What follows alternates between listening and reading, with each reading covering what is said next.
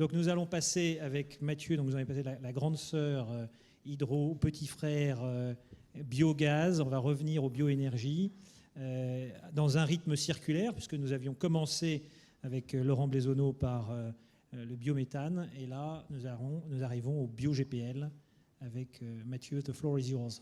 Thanks. Bonjour à toutes et à tous. Je voulais d'abord remercier Myriam et puis son équipe pour l'organisation de cet événement. Je suis heureux de participer à un événement qui, finalement, encore une fois, met la transition énergétique au cœur de sa réflexion. Mais je suis surtout très fier que Primagaz ait rejoint le groupe des entreprises qui, aujourd'hui, développent activement des solutions d'énergie renouvelable. Pendant 80 ans, nous avons apporté une énergie, certes fossile, mais indispensable à la vitalité des 27 000 communes qui ne sont pas raccordées au réseau de gaz de ville, et ainsi qu'à de nombreux industriels, agriculteurs, artisans ou professionnels. Il y a presque 10 ans maintenant, la maison mère de Primagaz a pris une décision et un virage décisif en créant un premier partenariat avec un industriel finlandais pour développer du biogaz, du biopropane pour être plus précis, un gaz qu'on liquéfie pour le transporter là où, encore une fois, le gaz naturel n'est pas accessible. Ça nous permet aujourd'hui finalement de participer avec force et avec conviction à la transition énergétique du pays. Alors notre objectif, je vais voir si ça marche. On ne peut pas savoir là. Non, hop. C'est bien, vous allez voir tous les slides en avance. Une petite avant-première. Ouais.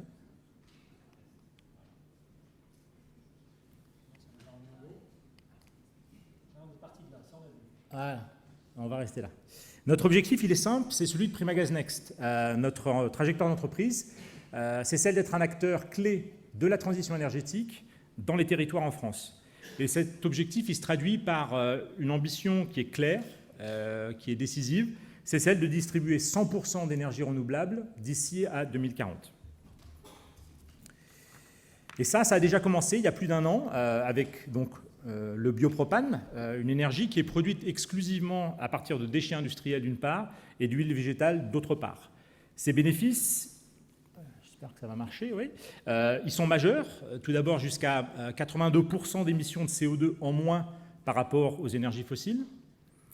Ici, je parle bien du cycle de vie, c'est-à-dire de la production à l'utilisation et pas uniquement à l'usage. D'autre part, aucun changement de matériel n'est nécessaire, sa molécule est identique au propane standard. Et enfin, le biopropane peut répondre, comme le propane, à tous les usages, se chauffer, se laver, cuisiner ou encore se déplacer. Et je me réjouis de l'avancée importante aujourd'hui faite par nos clients et nos partenaires depuis 1 an, lorsque j'avais ici même présenté le biopropane pour la première fois. Les initiatives pour contribuer à la transition énergétique existent. Le besoin, je pense, d'agir pour notre planète est devenu une évidence pour en tout cas beaucoup d'entre nous, en tout cas entre nous autour de cette salle au moins. Et chacun a son rôle à jouer. Et chacun veut prendre sa part de responsabilité. Et dans le domaine des biogaz, j'en ai pour preuve 3 initiatives qui sont récentes. La première, c'est La Roche-Posay. C'est une usine de cosmétiques du groupe L'Oréal. Elle avait pour objectif de réduire significativement son empreinte carbone. Donc elle a fait un gros travail de plusieurs années sur l'efficacité énergétique de ses bâtiments, de ses équipements. Et puis, au bout d'un moment, le site avait atteint sa limite de réduction d'émissions de CO2. Et donc, ils avaient un objectif qui était très clair, c'était celui d'atteindre la neutralité carbone. Et pour ça, ils se sont tournés vers l'évolution de leur mix énergétique. Et en se tournant vers Primagaz et en optant pour le biopropane, pour alimenter son outil de production cette fois-ci, La Roche-Posay a atteint son objectif de neutralité carbone en 2019.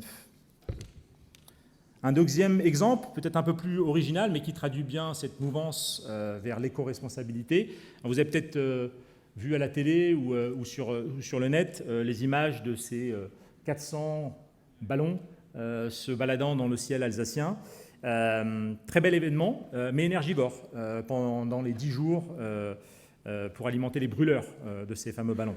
Eh bien, cette année, les organisateurs et les 1500 pilotes de l'événement, dont 4 prix Magazien, convaincus par une pratique éco-responsable de l'aérostation, ont fait aussi le choix du biopropane. La troisième initiative, c'est celle des particuliers. Et c'est très significatif parce que c'est bien chez les particuliers qu'on voit, nous, chez Primagaz, une transformation s'opérer. Aujourd'hui, 25% des possesseurs d'une citerne fuel qui ont fait le choix de Primagaz sont passés directement au biopropane. Et ce, malgré un surcoût annuel qui est d'environ une centaine d'euros. Donc c'est un réel choix d'engagement pour la planète. Alors ce surcoût, il pourrait rapidement diminuer si la taxation des énergies était indexée sur leur empreinte carbone. C'est une mesure que Primagaz a proposée au gouvernement, parce que comment peut-on vouloir accélérer la transition écologique et en même temps taxer indifféremment les énergies fossiles et énergies renouvelables sans prendre compte de leur niveau d'émission? Ce changement, je pense, permettrait d'accélérer de manière très rapide dans les territoires l'adoption de ces énergies renouvelables. Donc, pour moi, il y a une vraie prise de conscience, et je pense qu'on est tous là aussi pour le rappeler. La situation, elle est grave, mais il y a une prise de conscience de la part d'un certain nombre d'acteurs partout en France. Moi, je le vois chez nos collaborateurs, je le vois chez nos clients, dans les pouvoirs publics, dans les régions. Et les initiatives, elles se multiplient. Chacun, à son échelle, veut et peut y participer. Je reste convaincu que cette transition écologique, elle passera par une transition énergétique équilibrée, basée sur un mix énergétique équilibré et qui soit évolutif dans le temps. Par exemple, en améliorant la qualité de l'air, comme le gaz peut le faire par rapport au fioul, en devenant beaucoup moins émissif, comme le permet les énergies renouvelables, par rapport aux énergies fossiles. Dans le domaine de l'énergie, notre pays dispose d'un savoir-faire fort, de potentiel qui doivent être développés. Alors oui, l'électricité est un formidable atout, et sa place doit être centrale dans notre mix énergétique. Je n'ai pas de problème là-dessus. Mais centrale ne signifie pas exclusif. Il est des territoires et des usages pour lesquels d'autres solutions sont plus pertinentes, voire indispensables pour pérenniser ce qui fait l'ADN de nos terroirs. Le gaz aujourd'hui, le biogaz demain, est indispensable à la viticulture. Le distilleur de cognac a besoin de gaz, tout comme le lavandier en Provence ou le fromager du Doubs. C'est aussi le cas d'un cimentier avec lequel on travaille, dans l'Allier. Et concernant la mobilité, celle des transports routiers, là aussi, les solutions de gaz type GNL existent et sont indispensables pour décarboner l'empreinte qu'ils apportent sur le territoire et sur la qualité de l'air. Il y a un autre intérêt aussi à soutenir le biogaz, c'est l'impact positif sur l'écosystème local, des circuits courts, des revenus complémentaires pour nos agriculteurs, des ressources mieux réutilisées, des emplois créés dans nos territoires. C'est tout un cercle vertueux qui se met en place au bénéfice de la transition énergétique des territoires. Alors je rejoins ce que Adeline Duterque a dit, les biogaz ont bien leur place à côté des énergies renouvelables. Ma conviction, c'est que sans un mix énergétique équilibré, pour les usages qui sont aussi variés que la chaleur, la cuisson, l'eau chaude, l'eau chaude sanitaire, les applications industrielles, professionnelles, la mobilité bien sûr, bien, l'objectif d'une France zéro émission nette d'ici 2050 ne sera pas atteignable.